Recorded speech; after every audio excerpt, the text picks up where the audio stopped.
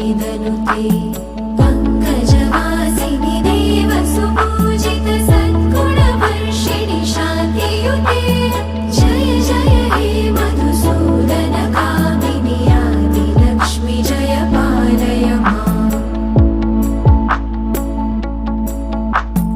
ऐकलि कल्मषनाशिनि कामिनि वैदिकरूपिणि वेदमये क्षीरसमुद्भव मङ्गलरूपिणि